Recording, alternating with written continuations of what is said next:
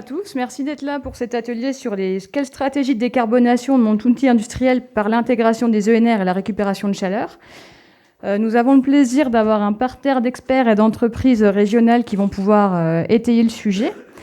D'ailleurs, je vais commencer par donner la parole à Elisabeth Loger, qui est déléguée générale de Tenerdis, et Yumna Romici, responsable du pôle, attention, énergie et procédés industriels au CETIAT, qui vont nous expliquer un peu la stratégie en fait, d'intégration de ces nouvelles énergies en fait, dans l'outil industriel. Mesdames, c'est à vous.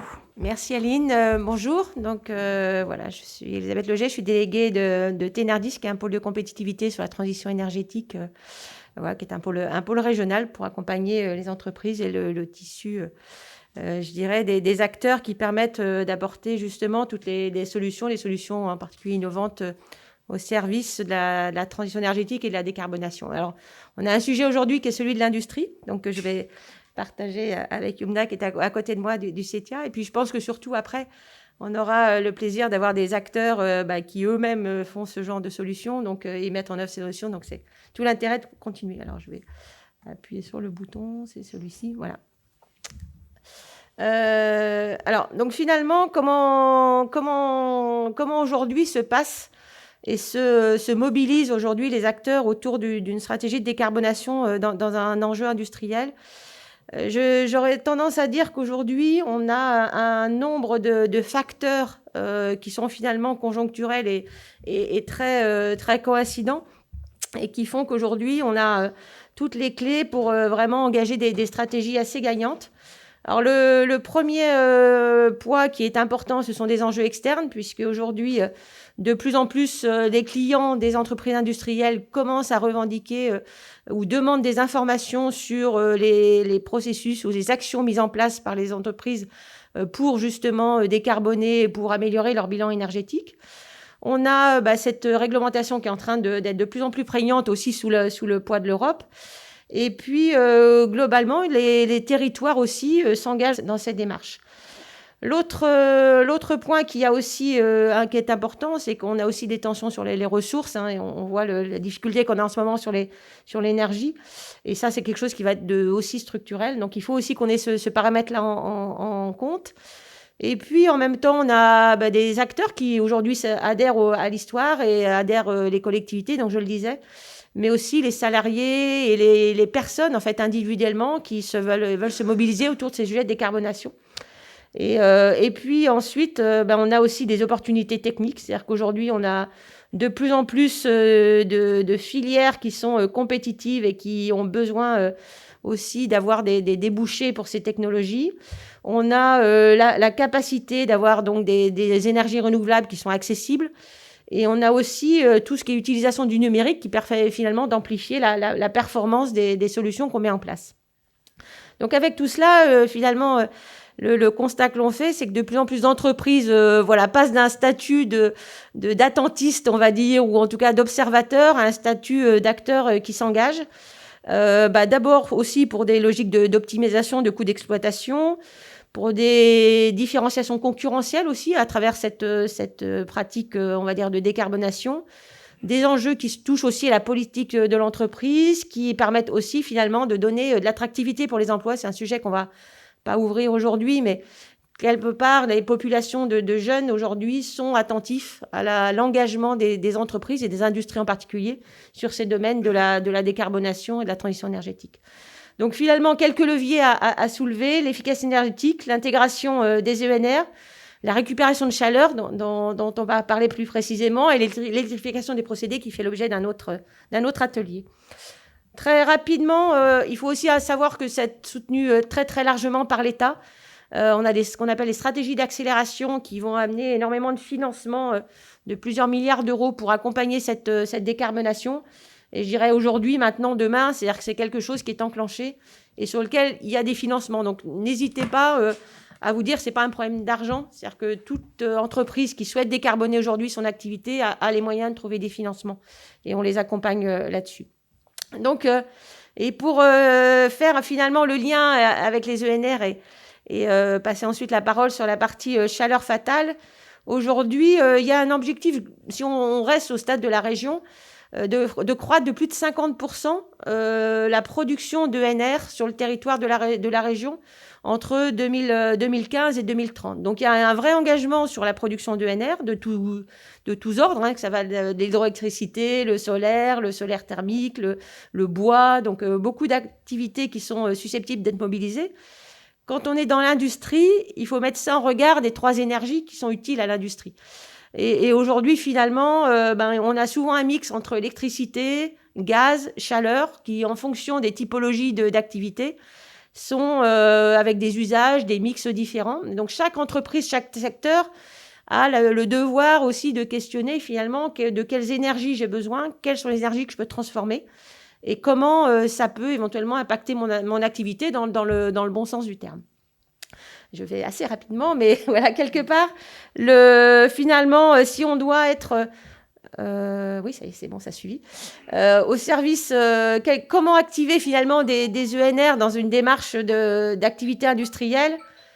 La première des choses qu'il faut questionner, c'est de dire aujourd'hui, vous avez des achats qui sont d'origine, qui sont de l'électricité, qui sont du gaz, hein, principalement. Comment déjà on a une démarche de transformation de ces énergies fossiles en énergies renouvelables. Et ça passe évidemment par les contrats d'achat que vous avez avec vos fournisseurs. Donc la première démarche, c'est d'aller déjà vers une politique d'achat autour du renouvelable sur vos énergies que vous utilisez actuellement. Ça veut dire aussi être capable de négocier. Et il y a aujourd'hui vraiment une culture de négociation de l'énergie qui devient de plus en plus réelle parce qu'à un moment donné, vous avez aussi le pouvoir de faire justement des alternatives aux énergies qu'on vous propose. Et je pense que ça, c'est aussi un pouvoir qu'il faut ne pas hésiter à utiliser. La deuxième carte que vous pouvez jouer, c'est transformer finalement vos procédés qui utilisent en particulier aujourd'hui du gaz fossile, hein, puisque c'est vraiment le sujet clé, avec 2 options qui sont les plus, on va dire, faciles à activer. Utiliser du thermique et du solaire thermique quand vous voulez produire de la chaleur. En particulier, vous avez des gros usages de chaleur. Aujourd'hui, on ne parle pas de choses qui sont marginales, on parle de centrales, voilà, comme il se passe pour Lactalis avec plus de 13 mégawatts de puissance. Donc, ce n'est pas des petites centrales, hein, de solaire thermique que dans des activités de type agroalimentaire. Et puis, pour des aciéries ou des choses qui sont comme ça de plus haute température, on peut utiliser de l'électrification, donc basculer sur des procédés par électrification, avec aujourd'hui des technologies qui sont accessibles. Donc, une fois là-dessus, quelque part, on agit sur le critique, en fait. On agit sur les procédés, on agit sur l'énergie qui est critique pour l'industrie. Mais il faut aussi avoir en tête qu'il y a tous les usages qui sont moins critiques. Et bien là, c'est à l'intérêt d'utiliser tout ce qui est autoconsommation locale. Alors, ça peut être des potentiels de toiture, de foncier, pour mettre du PV, il y a de l'éolien petite taille qui existe, la géothermie de surface. Donc, regardez vraiment localement quels sont les potentiels que vous avez à disposition. Tout ce qui est activité agricole, vous avez les potentiels de méthanisation qui peuvent être utilisés, soit pour du biogaz ou soit pour la cogénération. Et puis, finalement, il faut connecter ça avec les usages de l'industrie parce que c'est ça qui a du sens. Donc, très rapidement, il faut avoir en tête que ces énergies renouvelables, c'est une nouvelle flexibilité en fait qui est apportée à l'énergie dans le cadre de l'industrie. Ce qui va derrière aussi assez nativement, c'est la capacité de stockage qui sont aussi possibles. Ça, vous pouvez faire du stockage intersaisonnier, produire l'été pour utiliser l'hiver et réciproquement. Et puis à la fin, finalement, c'est aussi un enjeu majeur pour maîtriser votre facture énergétique qui est de plus en plus volatile aujourd'hui avec les coûts de l'énergie qui sont quand même aujourd'hui difficile à suivre et difficile à anticiper avec ce que l'on voit. Donc voilà, un enjeu associé. Je vais passer la main à Yumna qui va vous parler plutôt de récupération de chaleur fatale, qui est un des autres capacités que l'on peut avoir d'usage. Merci Elisabeth. Alors effectivement, maintenant on va faire un focus sur la chaleur fatale dans l'industrie. Déjà, pour vous rappeler, la chaleur fatale, qu'est-ce que c'est ? C'est un dégagement de chaleur. Alors, on va le retrouver à différents niveaux sur un site industriel, notamment dès qu'on a besoin de gros froid, et ça, vous êtes nombreux à en avoir, pour faire de la réfrigération sur un process ou pour générer de l'eau glacée, pour alimenter une climatisation. On va devoir évacuer de la chaleur. Donc cette chaleur, traditionnellement, elle est évacuée au condenseur du groupe froid ou via des tours aéro-réfrigérantes et elle est actuellement rejetée, je dirais, aux petits oiseaux. Donc elle est fatale parce qu'on ne l'utilise pas finalement. Elle est disponible, mais elle n'est pas valorisée. Alors, cette chaleur fatale, on peut la retrouver sur les utilités. C'était le groupe froid. Il y a également tout ce qui est installation de combustion, hein, les chaudières, où vous avez des boilers qui permettent de générer des produits de combustion, de la chaleur, et les produits de combustion sont rejetés dans la cheminée de la chaudière. Donc là encore, on peut être à des niveaux de température de l'ordre de 200 degrés, donc un niveau de température plus élevé. Et pour l'instant, cette chaleur, elle n'est pas valorisée, sauf si on a mis un échangeur pour la récupérer. Bon, à côté des utilités, il ne faut pas oublier également tous les process, notamment les process thermiques dans l'industrie, sont nombreux selon les secteurs industriels. Donc notamment tout ce qui est four, alors four de traitement thermique, four de fusion métallurgie, mais également dans l'agroalimentaire, des fours de cuisson par exemple. Et puis tout ce qui est séchoir, où on va avoir des rejets qui peuvent être conséquents et à des niveaux de température plus ou moins élevés. Alors par exemple, dès lors qu'on fait du séchage, on peut se retrouver avec des buées de l'ordre de 70 à 200 degrés, selon le procédé de séchage. Et puis, lorsqu'on est sur des fours, en sortie de four, on peut encore avoir de la chaleur à 400, 500 degrés, même si l'industriel a déjà mis en place, d'ailleurs, de la récupération de chaleur. Mais on a récupéré un peu, mais on n'a pas tout récupéré. Et le constat qu'on fait, notre retour d'expérience, c'est que du coup, on peut encore poursuivre la récupération de chaleur fatale sur site. Alors, je vous ai cité, pour vous préciser les enjeux, vous êtes peut-être familier avec ces graphiques. Donc, c'est issu de l'ADEME, d'études menées par l'ADEME pour quantifier le gisement de chaleur fatale. Donc, on est à 110 TWh pour l'industrie. Donc, c'est conséquent, c'est ça qu'il faut retenir. Avec des niveaux de température variables, mais je dirais, grosso modo, un peu plus de 50% du gisement à moins de 100 degrés et puis le restant au-delà. Donc, ça veut dire que, intuitivement, on pressent que c'est facile quand on a une température élevée à 400, à 500, à 300 de récupérer. Mais il faut savoir que pour moins de 100 degrés, les technologies aussi, elles existent. Donc, il ne faut pas oublier ces rejets-là. Alors, comment est-ce qu'on démarre, en fait, sa démarche d'optimisation énergétique quand on est industriel ? Bien sûr, ça se passe par étapes. On fait les choses progressivement. Je voudrais le rappeler, même si c'est évident aussi, bien sûr, ça passe par une volonté de la direction, de l'entreprise, de mettre en œuvre un plan d'action de réduction de ses consommations énergétiques. C'est quand même la clé. Sachant que s'il y a un objectif de l'entreprise, ça va se décliner au niveau finalement de tous les acteurs de l'entreprise, au niveau des ateliers, au niveau des achats. On peut avoir aussi un référent énergie sur qui s'appuyer pour mener les projets en interne. Donc la démarche, d'abord, c'est faire un bilan initial. On ne peut pas avancer si on ne connaît pas sa situation initiale. Donc c'est finalement faire une photographie à un instant T de ses consommations d'énergie, de ses besoins en chaleur, de ses rejets en chaleur. Une fois qu'on a fait cette cartographie, il faut commencer par réduire la consommation d'énergie, donc de ses utilités et de ses procédés. Donc là, il y a beaucoup de choses qui peuvent se faire. Et c'est une fois qu'on a fait tout ça qu'on se pose la question de valoriser la chaleur fatale. Ça ne sert à rien de commencer par faire une étude de faisabilité en récupération de chaleur si au préalable, on n'a pas, par exemple, sur notre four, notre séchoir, regardé comment est-ce qu'on peut réduire sa consommation de gaz ou d'électricité en 30. On fait fausse route si on commence comme ça. Donc d'abord, réduire sa conso et ensuite valoriser la chaleur fatale.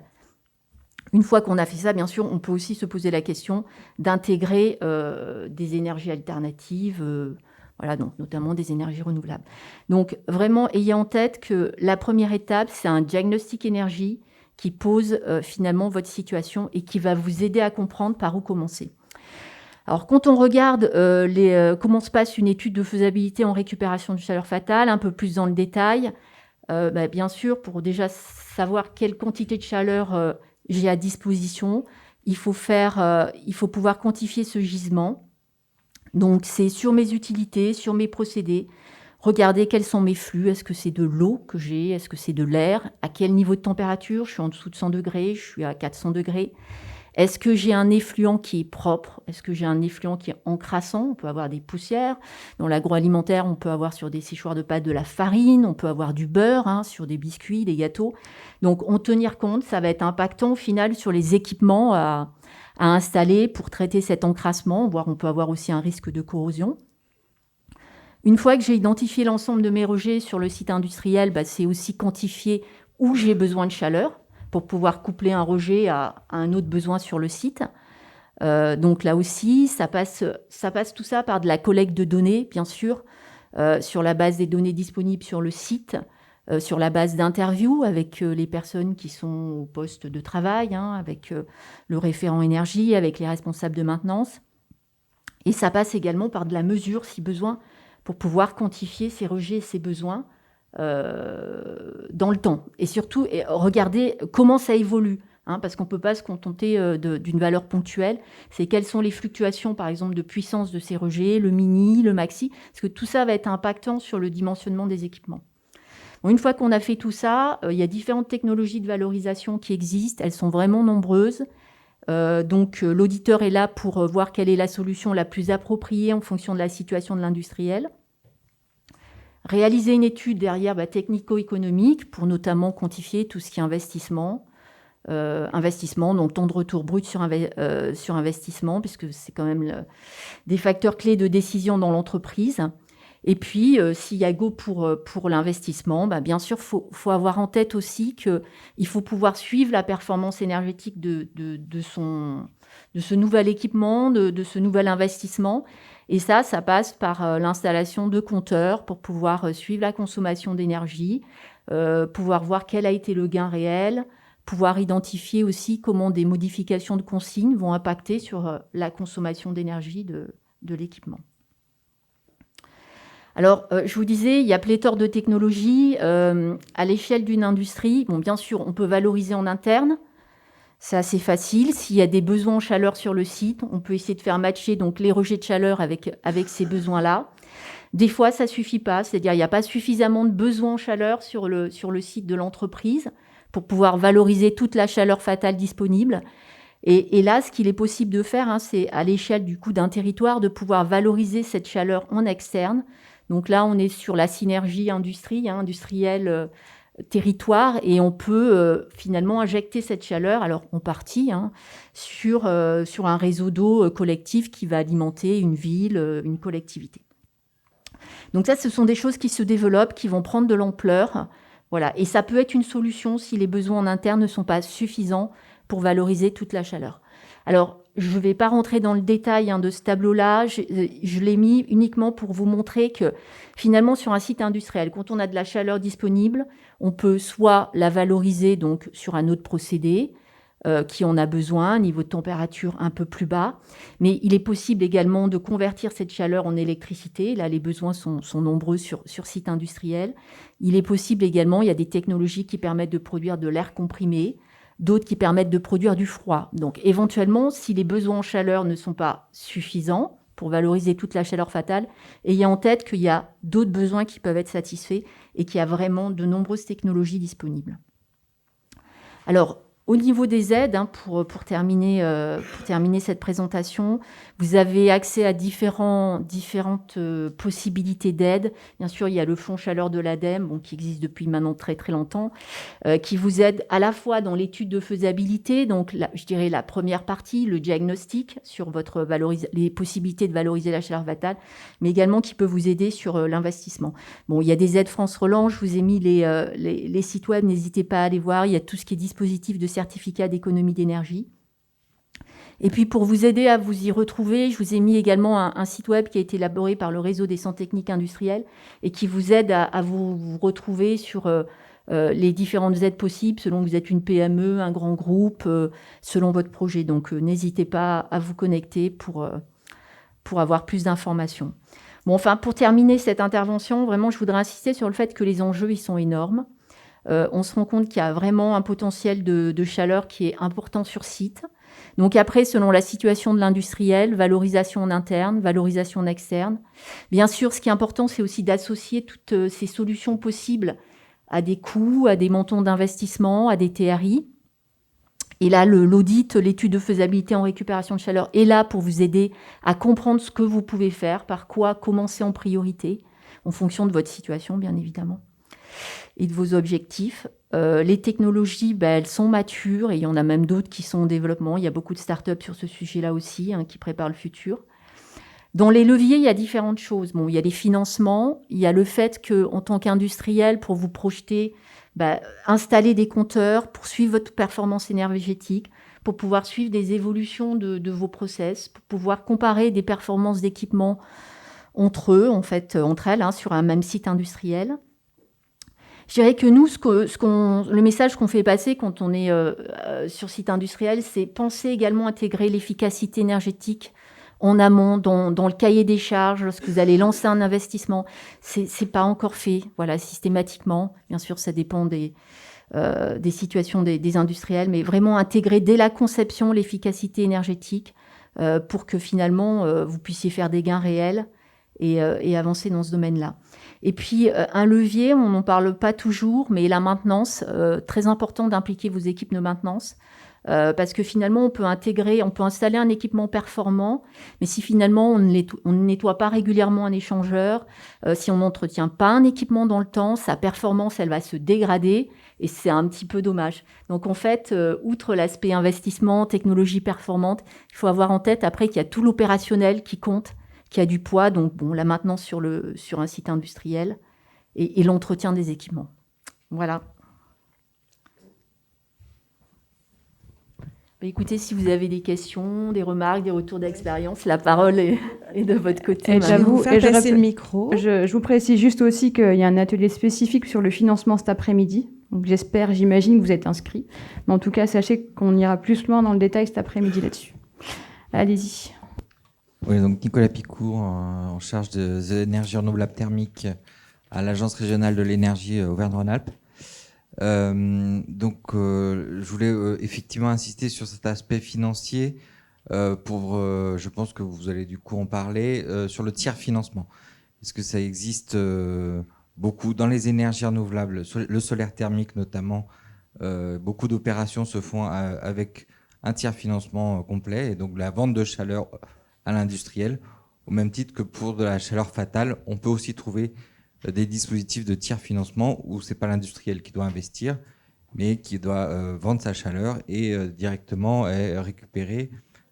Et donc ça lui permet aussi de ne pas avoir à supporter l'investissement. Merci pour cette remarque. Est-ce qu'il y a d'autres questions ?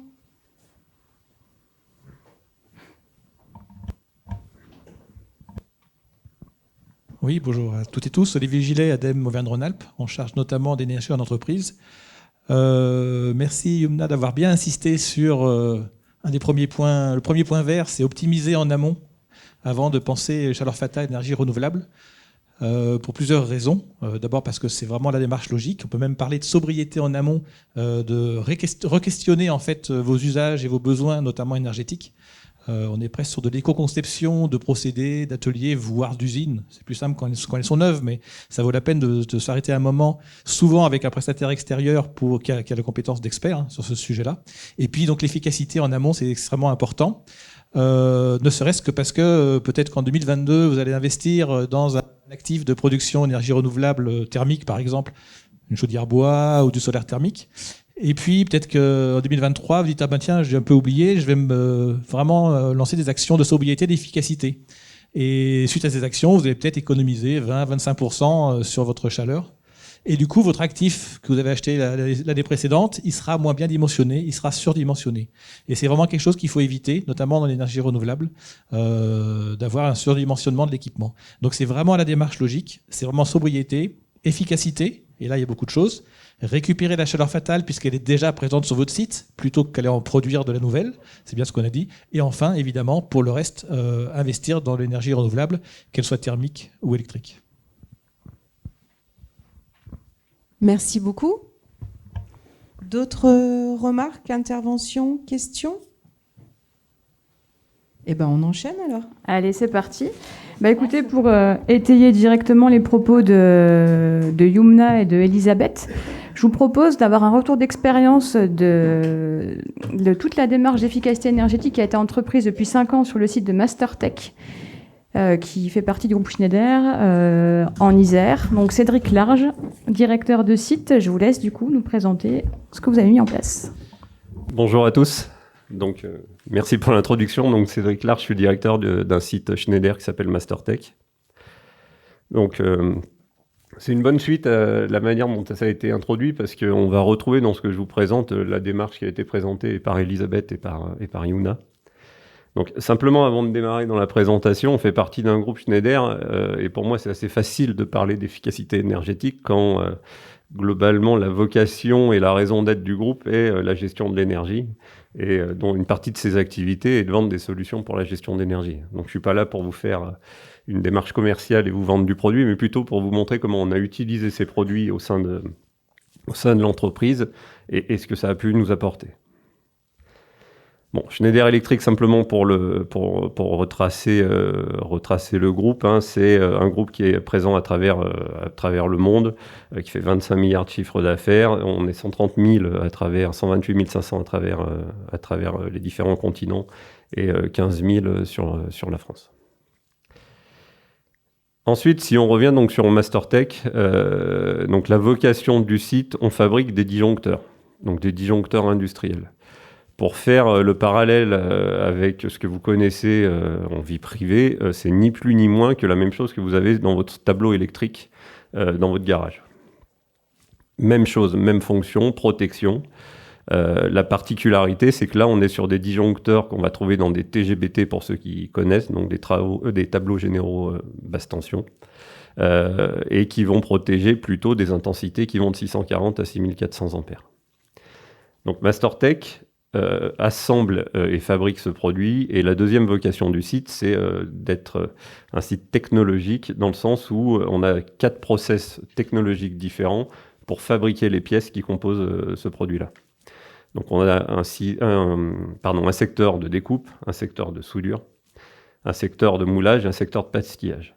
Bon, je reviendrai un peu plus dans le détail de ces secteurs, parce que ça a un sens aussi de comprendre ce qu'il y a à l'intérieur de ces secteurs pour la démarche d'efficacité énergétique. On est aux alentours de 300 employés sur le site, on fonctionne en 5-8, aussi donnée importante dans la gestion, dans la gestion énergétique, et on travaille dans un bâtiment qui fait 15 000 m². Alors nos clients, ça va du tableautier jusqu'aux géants du web, parce que nos produits permettent aussi d'alimenter, de protéger les data centers, donc je peux en citer quelques-uns comme Google ou Amazon. Alors la gestion de l'énergie à Mastertech et les grands principes qui ont été mis en œuvre dans les 5 dernières années, on retrouve typiquement le schéma qui vient d'être présenté. C'est-à-dire qu'elle est passée par une démarche assez simple et pragmatique, qui est de se dire d'abord quels sont nos plus gros postes de consommation d'énergie. Quand on a identifié ces plus gros postes de consommation d'énergie, on s'est posé la question de comment on allait optimiser cette consommation d'énergie. Là, on est passé par des investissements de solutions. Je parle bien de solutions parce qu'on parle d'équipement, mais aussi de logiciels. Yuna, je pense que vous mentionniez tout à l'heure qu'il faut être capable aussi d'aller capter avec les compteurs qui vont bien, donc la consommation. C'est exactement ce qui a été mis en œuvre. C'est-à-dire qu'est-ce qui consomme le plus et derrière, comment on l'optimise. Et puis, avec la couche de logiciel qui va bien, la troisième démarche a été de piloter ça agilement. C'est-à-dire, avec la technologie, comment on fait pour asservir la consommation en fonction de l'environnement extérieur ou du temps de travail. Tout ce pilotage, il s'est basé sur un écosystème Schneider qui est accessible à tous. Encore une fois, je ne suis pas là pour vendre le produit, c'est un écosystème qui permet justement, à travers une couche de composants connectés, une couche de logiciels, de piloter au mieux la gestion du bâtiment. Pour présenter une vision macro de ce qu'est l'usine et surtout de ce qu'est la consommation énergétique de l'usine, j'ai décrit justement ces différentes couches de composants que je vous ai montrées juste avant. Donc c'est un bâtiment de 15 000 m² qui est équipé d'infrastructures et de process. Infrastructure, vous avez sur la partie gauche en haut donc les 2 premières colonnes chaudière-gaz, donc un type d'énergie, le gaz, des groupes de production de glacés, des pompes à chaleur, des VMC, des souffleries, des humidificateurs. Et à droite, des process. Une dizaine de lignes d'assemblage, je vous ai dit 4 process de découpe, de soudage, de moulage, de frittage, où on va trouver des presses de découpe qui peuvent aller jusqu'à 160 tonnes. On va trouver plus d'une dizaine d'équipements de soudure avec de la soudure hausse fréquence, donc consommateur d'énergie et nécessaire d'être refroidi. Des équipements de moulage avec les mêmes contraintes et des équipements de fritage où là aussi on a des fours, donc on pourra parler aussi de chaleur fatale. Je vous ai parlé d'une couche de composants qui nous permettent d'optimiser. Donc, on a mis en place un certain nombre d'équipements connectés. On appelle ça les IoT, Internet of Things ou Internet des objets. Donc, c'est plus de 150 capteurs connectés de température, d'hygrométrie, de pression qui nous permettent vraiment de maîtriser nos process et de connaître, de mieux maîtriser nos process et de mieux connaître les consommations de nos process. Plus d'une cinquantaine de compteurs d'électricité, donc c'était mentionné tout à l'heure, et plus d'une trentaine de variateurs de vitesse. Là, ça nous permet d'agir sur nos process. Et puis ces organes, ils sont pilotés par une couche de logiciels qui sont des logiciels qui vont permettre de piloter l'éclairage, de piloter les process, de capturer en temps réel la consommation d'énergie et d'avoir une gestion type tour de contrôle de tous ces indicateurs et de cette consommation-là. Alors tout ça, ça nous a apporté. Donc je vous ai modélisé ce que ça nous a apporté. Vous avez en haut à gauche un graphique qui reprend l'efficacité énergétique modélisée. Je reviendrai dessus. En bas à droite, la consommation énergétique de tous nos équipements. Donc, vous pouvez le voir, c'est une consommation qui est plutôt importante au vu de tous nos équipements. Il y a un écart parce qu'on voit une consommation énergétique en bas qui ne baisse pas forcément au même rythme que la courbe du bas parce qu'on modélise notre efficacité énergétique en fonction de notre consommation énergétique, mais aussi en fonction du rythme à laquelle on produit, de notre temps d'ouverture, mais aussi en fonction de la température extérieure. Vous avez une année plus chaude ou plus froide que la précédente, on va consommer plus ou moins que l'année précédente. Donc ça rentre en compte dans la modélisation. C'est pour ça que vous n'avez pas deux graphiques proportionnels, mais c'est bien les mêmes chiffres qui alimentent les deux graphiques. Et c'est bien les gains énergétiques qu'on a fait au fur et à mesure des années. Si on retrace toutes les actions dans le temps, donc on a commencé par du relamping, LED, avec le logiciel de monitoring, toujours la couche de logiciel qui va bien avec, qui nous ont permis de piloter en fonction des horaires d'ouverture, de la présence, de la luminosité, l'éclairage de nos ateliers. Encore une fois, ça c'est une action de bon sens. On parlait tout à l'heure de groupes d'eau glacée, donc oui, on a mis en place des groupes de production d'eau glacée asservis. J'y reviendrai tout à l'heure après pour la récupération de chaleur fatale. Et on a fait ce qu'on appelle du free cooling, c'est-à-dire qu'on utilise notre groupe d'eau glacée pour refroidir notre process, mais quand la température extérieure est assez froide, on stoppe le groupe d'eau glacée, on se sert juste des ventilateurs qu'il y a sur le groupe pour ramener la fraîcheur sur nos process. On a mis en place donc toute une couche d'organes connectés de logiciels, ce que je vous ai montré précédemment. On a asservi nos chaudières gaz en fonction de la température extérieure. Ce n'est ni plus ni moins que ce que vous faites chez vous sur votre chaudière. On appelle ça des lois d'eau, la mise en place de lois d'eau. Et puis on a rajouté encore des organes connectés au plus près des process. Donc on est parti de l'infrastructure pour se rapprocher des process et vraiment maîtriser l'ensemble de nos process. Et puis une fois qu'on a la couche de logiciels qui nous permettent de suivre en temps réel, ça nous permet aussi de voir si on a des problématiques sur nos process grâce aux alertes qu'on a pu mettre dans ces logiciels et qui nous alertent si on a une surconsommation. On reprend bien donc cette démarche de se dire avant de parler décarbonation, il faut maîtriser l'efficacité énergétique. Donc là, on a vu le passé. Ce que je vais vous présenter, c'est ce qu'on souhaite faire à l'avenir, où on parle de plus en plus de décarbonation, c'est-à-dire énergie alternative, et comment devenir à l'horizon 2025, à l'échelle du site, neutre en termes d'empreinte carbone. Donc si on continue à gauche, vous avez la roadmap qu'on a décidé d'étudier, de travailler dans les années qui suivent pour continuer et dans l'efficacité énergétique et dans la décarbonation. J'ai parlé de capteurs connectés. L'avantage des capteurs connectés, c'est que ça vous remonte à un certain nombre de data. Et maintenant, avec l'intelligence artificielle, les algorithmes, les analytics, on peut exploiter ces data pour que ça nous parle. Et puis que ça donne des règles et que ces règles nous aident à gagner en efficacité. Donc c'est un des objectifs. On parlait de récupération de chaleur fatale, c'est typiquement un des projets qu'on a, c'est de se dire on a des groupes froids, ça génère aussi de la chaleur. Cette chaleur, pourquoi pas l'utiliser pour chauffer notre réseau d'eau. Donc c'est un de nos projets. On a installé 2 ombrières de panneaux photovoltaïques, donc énergie renouvelable. Donc on va les mettre en service, ça va nous permettre de générer l'électricité qui correspond à la consommation de tout notre atelier moulage. Donc c'est une dizaine de pourcents d'énergie sauvée grâce à l'énergie renouvelable et au photovoltaïque. On souhaite aussi acheter de l'électricité verte. On souhaite continuer de travailler dans le relamping, donc équiper l'intégralité de nos bureaux et de nos ateliers en LED, et puis remplacer nos chaudières gaz par des énergies alternatives. Donc on parle là donc soit de pompe à chaleur, soit de système de géothermie selon l'efficacité de notre terrain à nous fournir de la géothermie. On va continuer dans le remplacement de nos équipements en remplaçant, on a un restaurant d'entreprise, tous les équipements gaz par des équipements électriques. Et puis la dernière action qui, selon nos analyses de consommation et d'empreinte carbone, qui pourrait nous amener à cette neutralité, c'est de supprimer les moteurs diesel qui alimentent le système de sprinklage. Donc ça, c'est tout ce qui touche l'énergie. Je vous ai rajouté des actions qui sont déconnectées de l'efficacité énergétique, qui ont pour moi une empreinte un poids sur la décarbonation et l'empreinte carbone du site. On développe la biodiversité, on a mis des ruches sur le site. On développe de plus en plus le tri des déchets. On a supprimé tout ce qui était gobelets plastiques à l'intérieur du site, gobelets et bouteilles. On travaille sur de la réutilisation des palettes de bois. Et puis la suppression des emballages plastiques. Je ne l'ai pas mentionné, derrière tout ça, c'est important d'avoir les bonnes compétences. Vous parliez maintenance, donc tant en termes de maintenance, tant en termes de développement. Toutes ces actions, elles passent par le fait qu'on a avec nous des gens qui sont experts en infrastructure et qui peuvent avancer sur ces sujets-là. On a aussi des experts en data, objets connectés, ce qui nous permet aussi de capitaliser sur les remontées d'informations. J'en ai terminé, si vous avez des questions.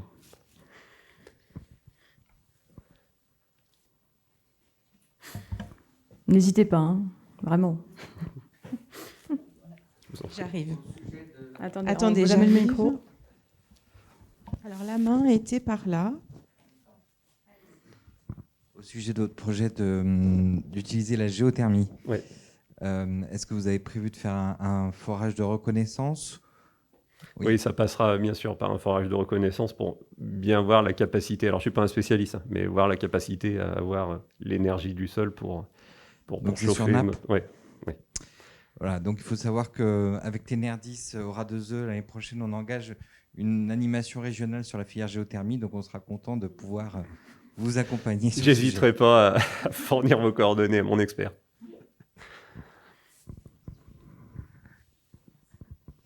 Bonjour, Catherine Dommage, je suis chef de projet industriel à... Ça fonctionne pas. J'ai peur du micro. Bonjour. Donc Catherine Dommage, je suis chef de projet industriel à la métropole de Lyon et ma question concerne plutôt la phase amont de votre grand projet. Qu'est-ce qui a fait qu'est-ce qui a fait que vous êtes lancé dans cette stratégie à 360 degrés, parce que je pense qu'elle est très poussée dans le monde industriel. Est-ce que c'est le marché qui a appelé ça ? Est-ce que c'est une stratégie RSE ? Enfin, quelles sont les composantes un peu de décisionnelles en fait en amont de vos dispositifs ? Alors, c'est un peu tout ce que vous avez dit. Hein. Quand vous pilotez un site, vous pilotez aussi le résultat. Hein, et le résultat passe par vos process, mais aussi par les infrastructures. Donc, un des premiers objectifs, c'était de faire du gain. Quand vous parlez, alors, c'est plus facile pour une usine Schneider quand vous appartenez à un groupe aussi dont la vocation est de vendre ses produits et met en avant ses produits. Donc, chez Schneider, on se sert aussi des usines pour être la vitrine des produits. Donc, c'est une des deuxièmes raisons d'utiliser ces projets. Et puis, c'est aussi une conviction personnelle un peu partagée de se dire, de toute manière, il faut qu'on passe par ce travail d'efficacité énergétique. En même temps où on fait ce travail sur le site, personnellement, je fais le même travail à la maison et j'en suis sûr que dans la salle, vous êtes tous dans le même cas, c'est de se dire, bon, il y a une conscience à prendre, les ressources ne sont pas infinies, il faut travailler autour de ces sujets. J'espère avoir répondu à votre question. Bonjour, Ahmed Ben Safi. Je faisais partie de Schneider il y a encore 2 mois. C'est juste pour répondre. Bonjour Cédric. Bonjour. C'est juste pour répondre à la question d'avant et rajouter à ce qu'a dit Cédric. En fait, quand vous avez dit 360 degrés, c'est vraiment 360 dans la mesure où la démarche qu'a très bien rapporté Cédric, elle concernait au moins 70 à 80 sites en Europe. et si je ne me trompe pas, au moins 150 à 200 sites dans le monde. Et c'est exactement la même démarche qui a été prise, avec plus ou moins de succès, et avec beaucoup de succès chez Mastertech. Merci. C'était pas télécommandé. Hein. Vous l'aviez invité, vous lui aviez dit que vous étiez là. Je suis désolé. D'autres remarques? Eh bien, allez, on continue. Merci à tous. Merci Cédric. Du coup, là, on va passer sur le témoignage, retour d'expérience d'un carrier. Toujours dans le 38, on est sur un atelier très isérois ce coup-ci, bon, c'est comme ça. Donc là, j'ai le plaisir d'accueillir Grégory Bréchet, qui est chef de projet industriel chez Saint-Hilaire Industrie, et son collègue Guillaume Padox, directeur du développement durable dans cette PME de 60 personnes, qui est extrait du calcaire. C'est ça. Allez-y. C'est une partie de notre métier. Donc moi, je vais m'atteler à vous expliquer un petit peu notre métier. Et puis Grégory viendra après pour un peu vous développer la stratégie énergétique du groupe. En quelques chiffres, c'est une société familiale qui date depuis 1947, qui a été donc fondée en 1947. Chiffre d'affaires de 30 millions d'euros. 3 sites de production situés en Nord-Isère. Donc un four à chaud sur la commune de Trepte, c'est Nord-Isère, hein. Avec une consommation de 70 gigawattheures par an, gaz naturel, alimenté au gaz naturel. Et puis après, donc, on a un deuxième site. Donc, chaque site, c'est une filiale en fait du groupe. Deuxième site qui est plutôt sur le broyage-séchage de calcaire, et avec une consommation de gaz naturel pour le séchage de 20 gigawattheures par an. On a également une installation de mélange qui permet de mélanger différents produits pulvérulents minéraux. Le tout, ça représente à peu près 700 000 tonnes de produits préparés, et c'est fait par une 60aine d'employés. Donc voilà, en fait, nos produits à nous, ce sont principalement des granulats, des filaires calcaires, filaires pour béton, des carbonates et amendements agricoles, donc typiquement pour corriger le pH des sols sur les zones agricoles. La production de chaux vive et de chaux éteinte, là, c'est plutôt pour des applications industrielles. On va le voir ici. Donc, nos marchés, c'est l'industrie chimique, principalement pour la neutralisation des fluents liquides, traitement des eaux et des boues, traitement des eaux potables, traitement des eaux usées, et des bouts de stations d'épuration. Ça, c'est avec principalement de la chaux. Le traitement des fumées industrielles, c'est principalement aussi la chaux, c'est la captation des gaz acides qu'il peut y avoir à l'issue de procédés industriels ou incinérateurs de déchets ménagers, par exemple. Une partie alimentation animale, c'est typiquement sur le calcaire. Donc, je vous ai parlé de filaire tout à l'heure, donc c'est pour la fabrication de béton. Travaux publics, c'est stabilisation des sols, c'est principalement avec la chaux vive qu'on fait la stabilisation de sol, pour faire des routes notamment. Les matériaux de construction, on parle beaucoup d'un de nos gros clients, c'est le béton cellulaire par exemple, la fabrication de béton cellulaire qui nécessite l'utilisation de la chaux. Et l'agriculture, donc comme je vous l'ai dit, c'est pour l'amendement des sols. Donc ça, c'est notre site, avec, on va dire, notre principale source de matières premières, qui est la carrière. Donc on extrait 450 000 tonnes par an de calcaire. Ça se fait par tir de mine à peu près toutes les 3 semaines. On fait des tirs de mine de 40 000 tonnes à peu près. On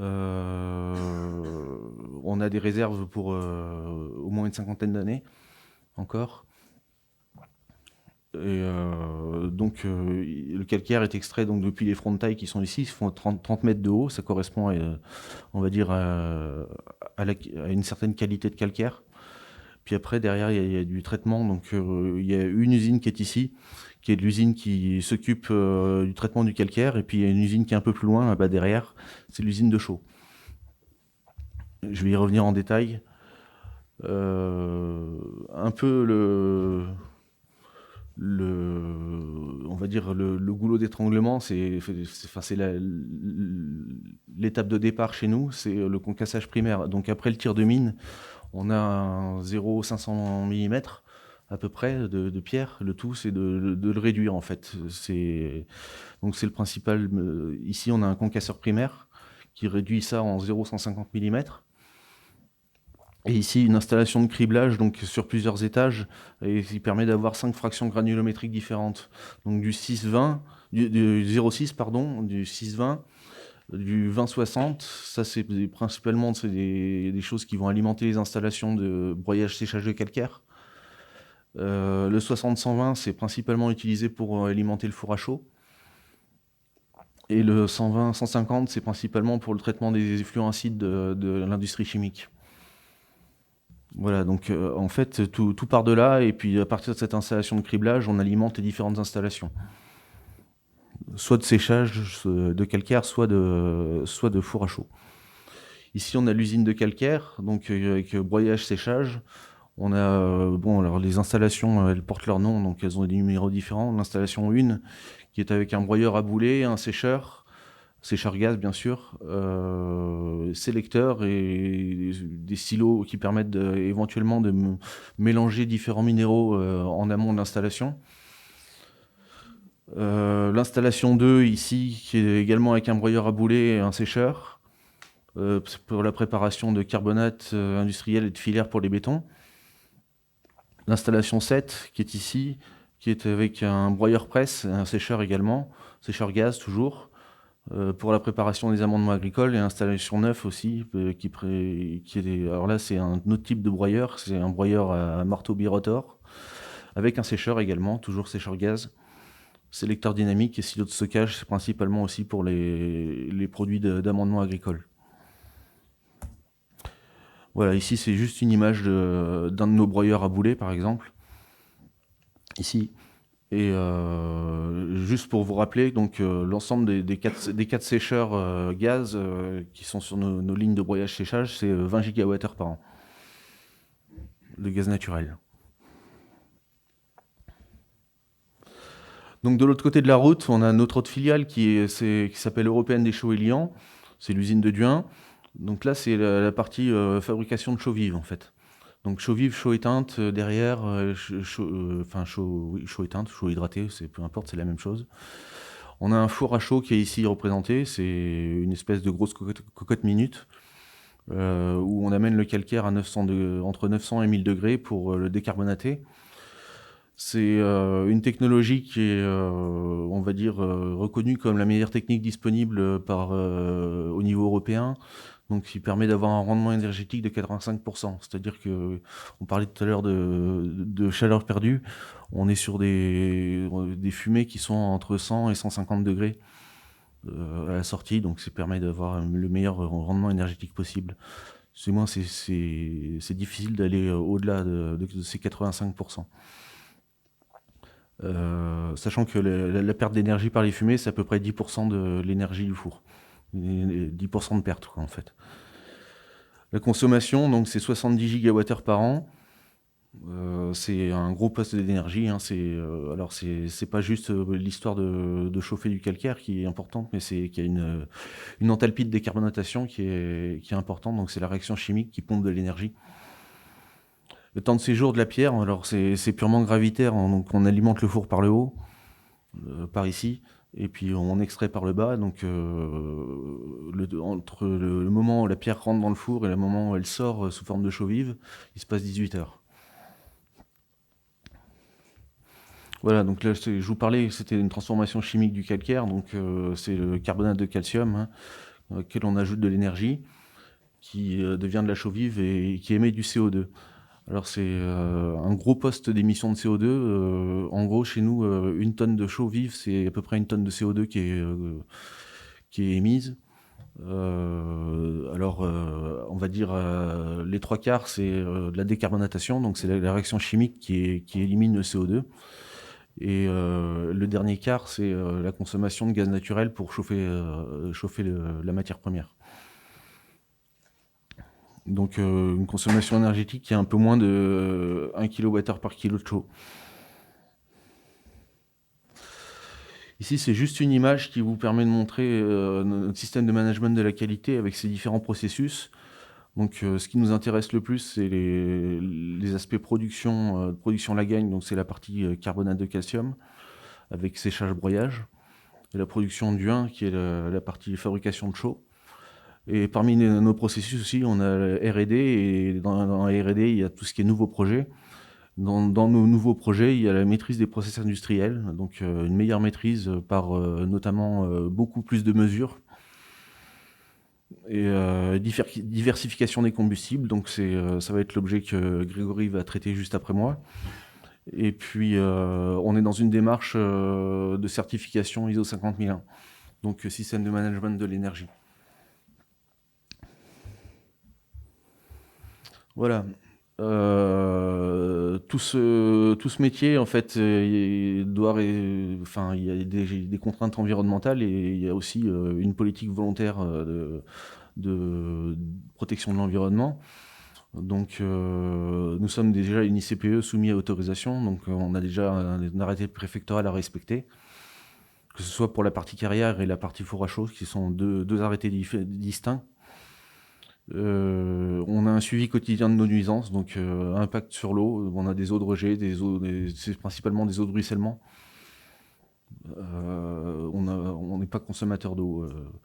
On a de l'air, protection de l'air, donc on a tout un tas de cheminées avec des filtres à manche pour éviter les émissions de poussière. Donc ça, c'est contrôlé régulièrement. On a un plan de maintenance aussi qui est assez strict sur l'entretien des manches pour les filtres, pour rester en fait dans le cadre de l'arrêté préfectoral.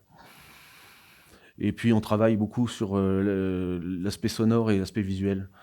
On a beau être isolé un petit peu, on fait du bruit, ça fait du bruit. C'est une industrie qui est bruyante. Les broyeurs à boulets notamment, quand ça tourne, c'est une sorte de tambour avec des boules de pétanque dedans. Ça fait beaucoup de bruit. On s'emploie à réhabiliter les espaces naturels qui ne sont plus des parties de carrière qui ne sont plus exploitées en fait. Donc ça fait partie du plan de réhabilitation après chantier.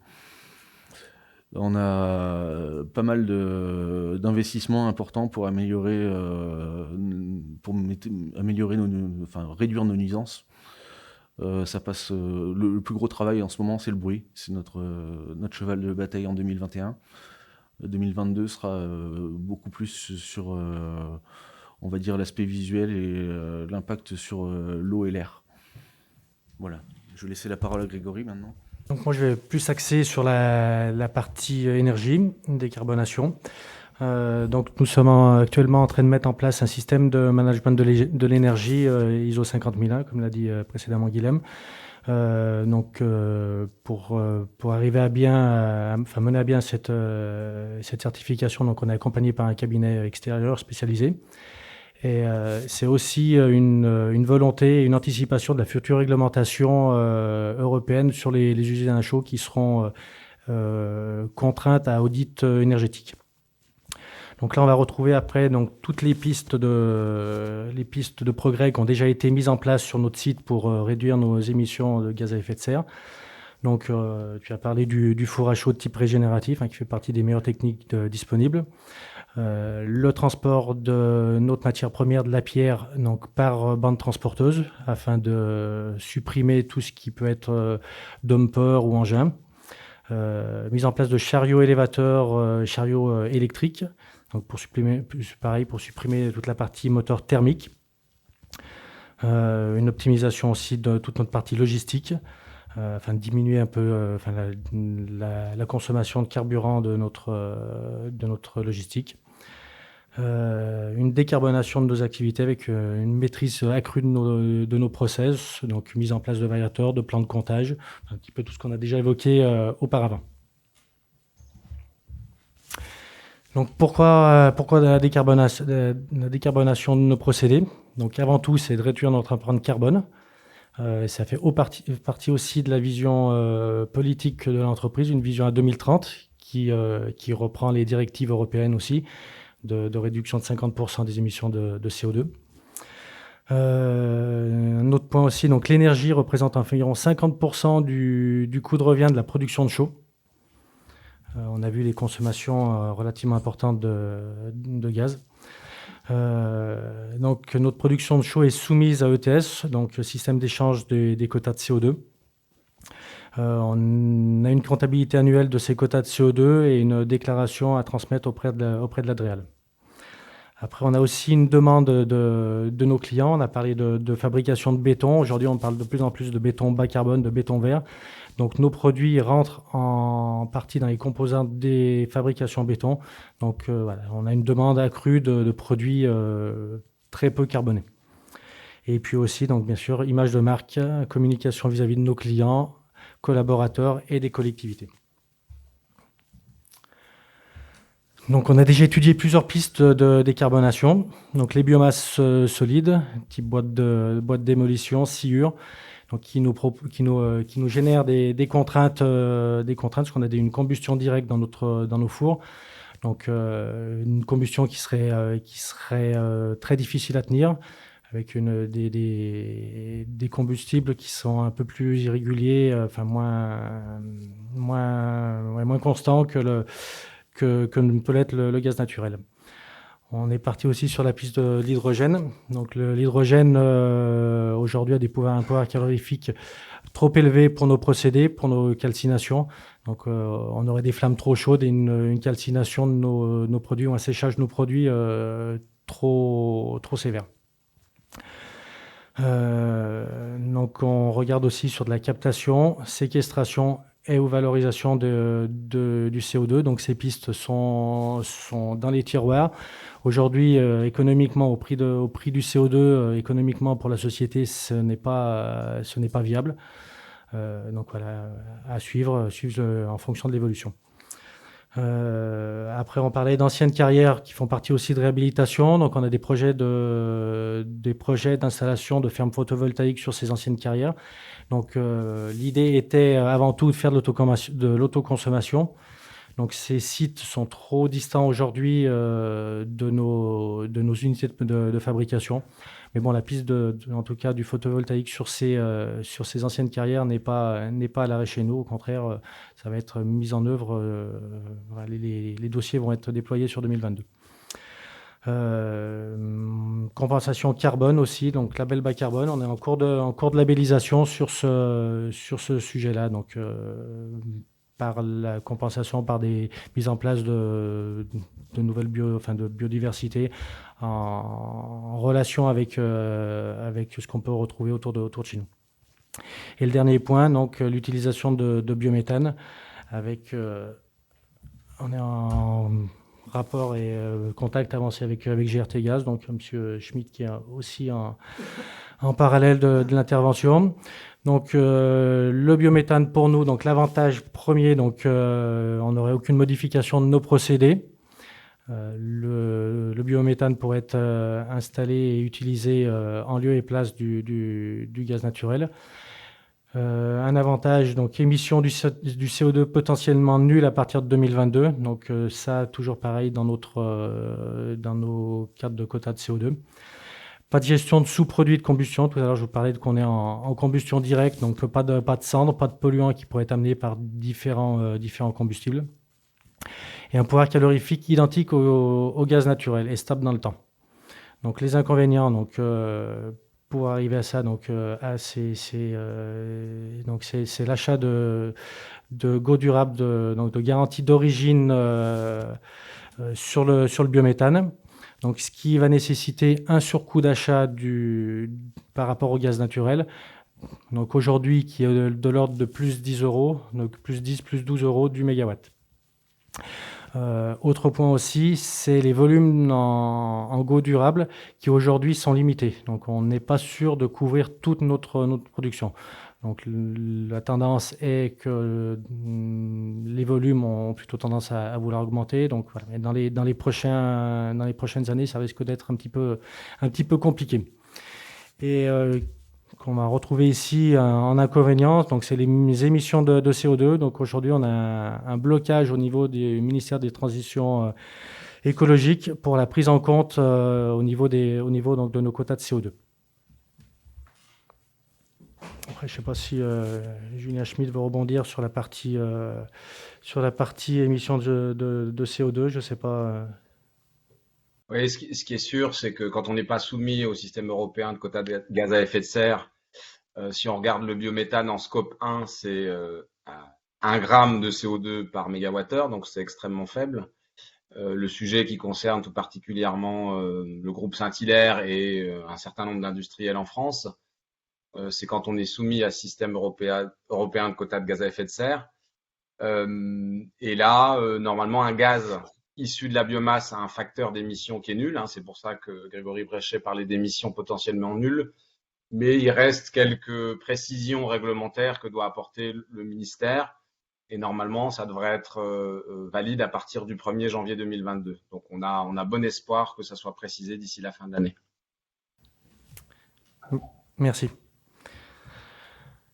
Donc, en conclusion, donc pourquoi et comment? Donc, pourquoi plutôt le biométhane? Donc, comme je vous l'ai dit, aucune modification de nos procédés n'est nécessaire. Donc, les émissions de CO2, donc potentiellement nulles à partir de 2022, comme vient de nous le confirmer M. Schmitt. Équilibre financier favorable entre surcoût et baisse des émissions de CO2 par rapport au cours du quota actuel. Donc, comment arriver à tout ça? Donc, nécessité de fournir une preuve d'achat de biométhane à un réseau consommé. Donc, facteur d'émission nul à condition de répondre aux critères de durabilité. Donc, qui va passer donc, par l'achat de Sego durables. Donc voilà pour moi. Merci. Merci messieurs. Est-ce que vous avez des questions? Bonjour, Mathilde Feuillade. Moi, je travaille chez Rockwool France. Donc, on fait partie de la même convention, en fait, carrière et matériaux. Et nous, on réfléchissait, en fait, on a des surfaces de bâtiments qui sont quand même très grandes. Et on réfléchissait à les munir de panneaux photovoltaïques. Sauf qu'on est, je pense, face à la même problématique que vous concernant le transport et la manipulation de roches, qui sont finalement émettrices de poussière. Et donc, je voulais savoir si vous, c'était une porte que vous aviez fermée, finalement, d'installer du photovoltaïque sur vos sites en fonctionnement. Oui, actuellement, sur notre site en exploitation, la piste n'est pas envisagée. On est sur d'autres carrières qui sont plus en exploitation, où on a le potentiel de terrain, et par contre, plus de risque de nuisance. Toutes les personnes que j'ai rencontrées dans le photovoltaïque nous émettent on est défavorable, on a des conditions défavorables pour l'installation sur nos sites. Donc voilà pourquoi on ne peut pas partir sur l'autoconsommation sur nos sites. Oui, bonjour. J'avais une information et une question. L'information, c'est que il y a des plans de transition sectorielle qui sont en train de sortir peu à peu, parce que c'est un grand travail au niveau national, qui est porté notamment par l'ADEME, et celui sur les cimenteries vient de sortir, du coup. C'est vraiment une projection à bien moyen terme de l'ensemble des moyens qu'on pourrait mettre en œuvre pour approcher la neutralité carbone dans chacun des secteurs. Donc il y a cimenterie, il y a acier, aluminium, il y a chimie qui est en cours, etc. Et on va couvrir comme ça les grands domaines de l'industrie. Alors vous êtes un peu connexe à la cimenterie, mais il y a quand même des points communs, bien évidemment, quoi. Et puis la question, alors c'était plutôt mon voisin qui a posé la question, et c'est vrai que ça me travaille. Là, vous partez sur de la matière neuve.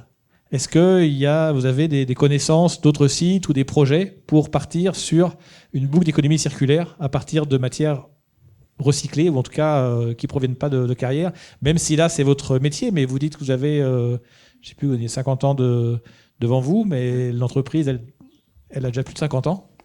C'est une question un peu générique. Non, mais oui, on essaye de sourcer d'autres produits, des sous-produits d'autres carrières sur lesquels on regarde pour s'installer, oui, dans d'autres secteurs. Oui. Bonjour, donc Arnaud Vial, société Keluion, donc échangeur de chaleur. Sur la partie de votre four, vous dites que vous êtes à 85% d'efficacité énergétique, et vous avez aussi parlé des chaleurs qui sortaient de vos cheminées dans aux alentours de 100 degrés. Oui. Et comme on a pu l'évoquer, mesdames, vous avez pu l'évoquer au début de la représentation, on peut justement essayer de récupérer cette chaleur fatale pour différentes applications comme l'eau chaude sanitaire sur vos sites ou le chauffage de certains de vos bâtiments. pas forcément dans la globalité, mais en essayant de réduire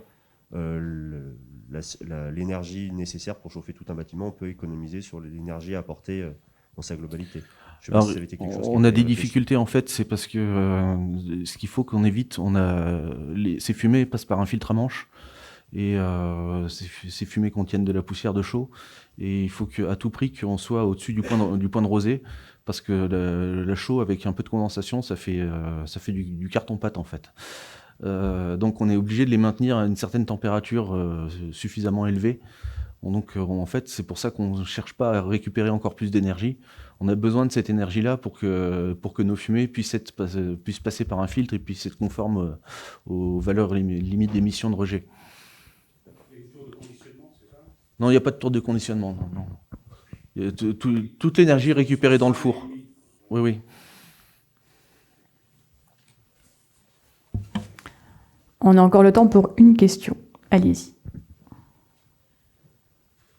Il restera à manger dans tous les cas, hein, donc profitez-en. Ou pas. Non, c'est clair ? Ok. Bah écoutez, je vous remercie tous pour votre intervention. On espère que ça a répondu à vos attentes et que ça va surtout vous donner envie de vous poser la question, de réfléchir à l'intégration potentielle d'énergie renouvelable, de récupération, de biométhane, en passant d'abord dans une démarche d'efficacité énergétique de votre site de production. On a bien compris que c'était vraiment une stratégie de processus et de maturation qui a pris 5 ans déjà chez Mastertech. Donc voilà, petit à petit... voilà, si vous êtes là, c'est que vous êtes déjà conscient des enjeux. Donc n'hésitez pas à revenir vers nous, à revenir vers les intervenants. Normalement, vous aurez tout en ligne. On filme l'atelier, les supports seront à disposition sur le site internet. Donc, au plaisir de vous accompagner sur vos démarches futures et de vous faire témoigner l'année prochaine ou dans 2 ans sur ces sujets.